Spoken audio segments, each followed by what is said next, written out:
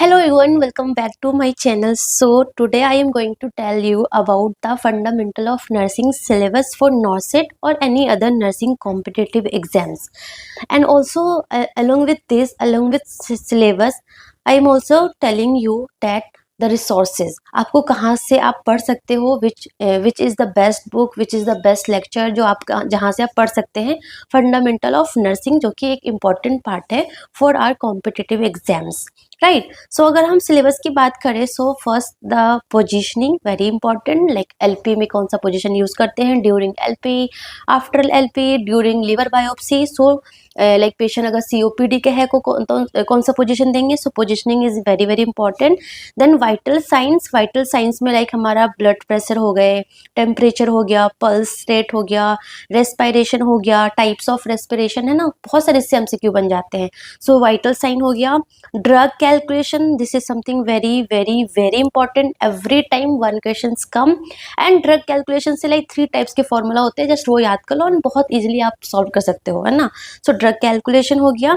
हमारा roots of drug administration हो गया, like IV, IM, ID, subcutaneous, है ना। रूट कैसे देते हैं, बाय इमेज के थ्रू पूछ लेते हैं या फिर एंगल पूछ लेते हैं, कुछ भी पूछ लेते हैं, राइट।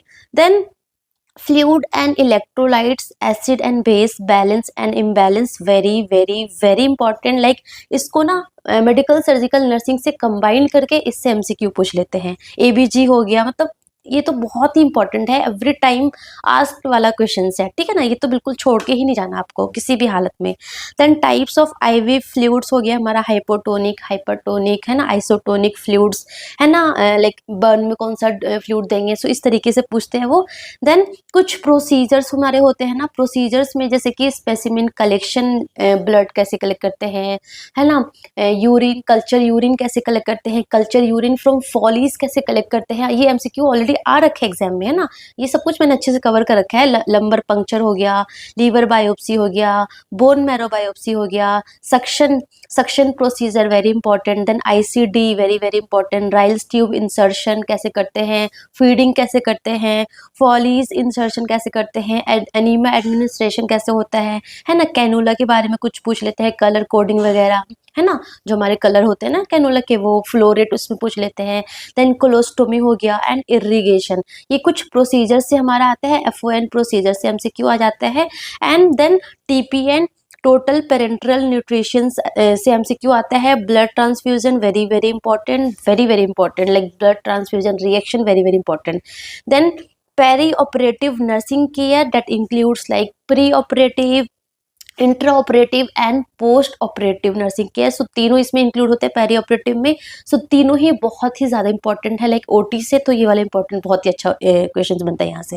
देन बंडल केयर हो गया, बंडल केयर लाइक क्लेप्सी हो गया, वैप bundle, कॉर्टी bundle, surgical site infection, इसमें से कि हमारा वैप बंडल हो गया और हमारा कॉर्टी बंडल हो गया और क्लेप्सी बंडल हो गया। ये 3 बंडल बहुत ही ज़्यादा इंपॉर्टेंट है, इसके कॉम्पोनेंट्स पूछ लेते हैं, है ना।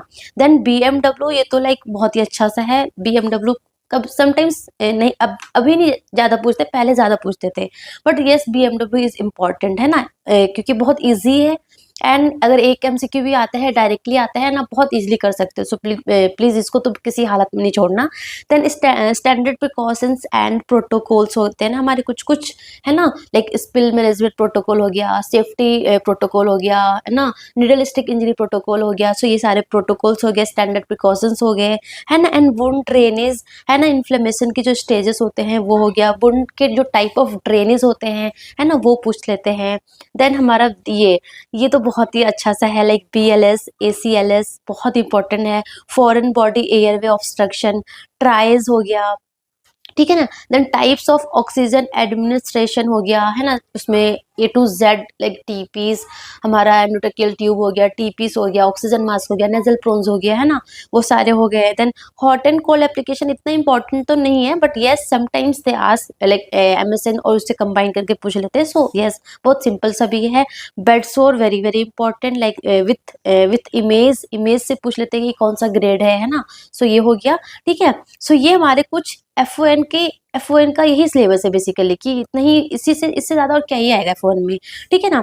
सो इसके लिए आप कहाँ से पढ़ सकते हो। फर्स्ट अगर मैं बुक की बात करूँ, so first is the NCLEX book, या तो आप एनक्लेक्स बुक से पढ़ लो, ठीक है, एनक्लिक्स बुक से पढ़ लो, ठीक है। बट एनक्लिक्स में क्या है कि कुछ कुछ चीज़ें नहीं है, कुछ कुछ चीज़ें उसमें मिसिंग है, राइट। जैसे कि हमारा ये फॉरेन बॉडी एरिया ऑब्स्ट्रक्शन अच्छे से नहीं है, पीएलएस एसीएलएस, और वैसे भी बीएलएस एसीएलएस तो लाइक जो उसका न्यू न्यू प्रोटोकॉल्स आते रहते हैं, सो उसमें नहीं है इतने अच्छे से।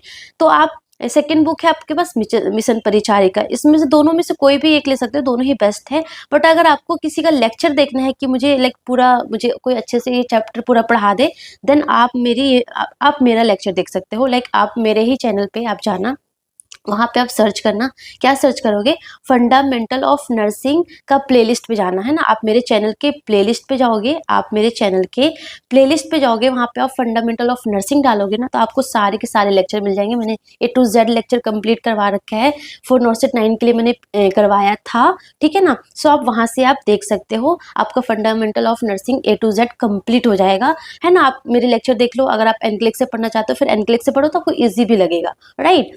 एंड अगर आप नोट्स बना सकते हो तो नोट्स बना लो, एंड देन एमसीक्यू प्रैक्टिस करो, बहुत इजीली आपसे एमसीक्यू होगा, right. And for MSN also, MSN का भी मैं सिलेबस बताने वाली हूँ नेक्स्ट वीडियो में। सो एमएसएन में आपको क्या करना है, एमएसएन के लिए भी मैंने लाइक ऑलरेडी स्टार्ट कर दिया है लेक्चर। सो लाइक मैंने नर्वस सिस्टम से स्टार्ट किया था, तो लाइक नर्वस सिस्टम अप्रोक्स खत्म होने वाले हैं, बस 2-3 लेक्चर बचे हैं। सो एमएसएन का नर्वस सिस्टम जो कि बहुत मेजर है वो खत्म हो गया है, उसके बाद नेक्स्ट में स्टार्ट करूंगी। सो एमएसएन भी मैं फॉर नॉर्सेट 10 के लिए मैं पूरा कंप्लीट करा दूंगी, एंड ऑल्सो पीडियाट्रिक्स, ठीक है। सो आप मेरे लेक्चर से इजीली करेक्ट कर सकते हो, इजीली आप पढ़ सकते हो। बहुत सारे लोगों का ये डाउट है कि आपका जो सिलेबस आप जो पढ़ा रहे हो, जो आपका जो लेक्चर है वो सफिशिएंट है या नहीं है। Yes, it is sufficient. Of course मैं इतने सारे अच्छे से लाइक एनक्लेक्स में ब्रूनर सुधार से मैं देख के पढ़ाती हूँ, तो of course it is sufficient, in fact बहुत अच्छा है ये।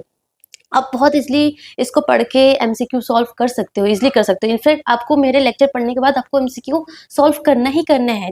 अगर आप कॉम्पिटिटिव एग्जाम का प्रिपरेशन कर रहे हो तो जस्ट थ्योरी पढ़ के कोई फायदा नहीं होने वाला है, but you are just wasting your time, है ना। जब आप थ्योरी पढ़ते हो तो please I request you, theory के बाद प्लीज आप एमसीक्यू सॉल्व करो, क्योंकि एमसीक्यू सॉल्व करना is something very much worth, क्योंकि वही हमारे एग्जाम में आने वाला है, थ्योरी एग्जाम में नहीं आने वाला है। थ्योरी को कैसे अप्लाई करना है वो आपको तभी आएगा जब आप एमसीक्यू सॉल्व करोगे। सो प्लीज एमसीक्यू सॉल्व करो एज मच एज पॉसिबल, जितना हो सके एमसीक्यू सॉल्व करो। देखो, थ्योरी के लिए ओनली 1 बुक और 1 कोचिंग या फिर कोई भी एक लेक्चर देखना है आपको। थ्योरी के लिए आपको एक रिसोर्स पे फोकस करना है, बट फॉर एमसीक्यू के लिए